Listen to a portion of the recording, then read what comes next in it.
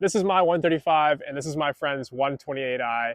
They're both wrapped. This is made by Aluko. If you haven't heard of Aluko, it's definitely a much smaller brand, but that does not mean it does not get the job done. With so many cheap wrap brands on the market, you really got to be careful with what you buy.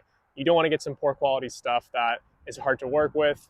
It tears when you heat it up too much, or it loses quality, bubbles too much. You really need to make sure that you're getting something that's easy, user-friendly, and that's what this was. It was our first time wrapping a car, so obviously it has some imperfections on it, but it looks fine. You know, we call it a 5-footer, 6-footer, because from 6 feet you can't really see any issues with it. Driving on the road, it looks perfect as well. You know, so obviously some cuts weren't done the best. Tucking wasn't tucked perfectly, but it was definitely a big learning process, and I can't stress enough again how important it is to have a brand that is easy to work with, because it'll just make your life way harder if your material is working against you. If you're trying to do this yourself, you can't. You definitely need at least one other person to help you. And on top of that, you're gonna have to have some squeegees, some heat guns, a box cutter, knifeless tape if you can, Goo Gone, any adhesive remover, and this little magnet which helps hold the wrap on the car, much easier to work with. We didn't take panels off, which you might normally do, like bumpers or taillights and stuff. We left them on.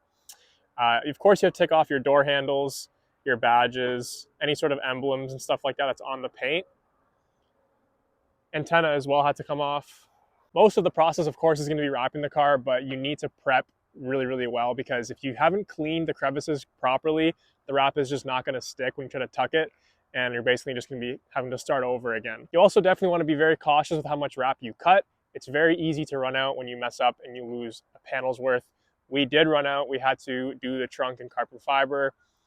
It was a lesson we just had to learn. For our first time doing it, the car really did not come out that bad. I think if we did it again, it would be a whole lot better.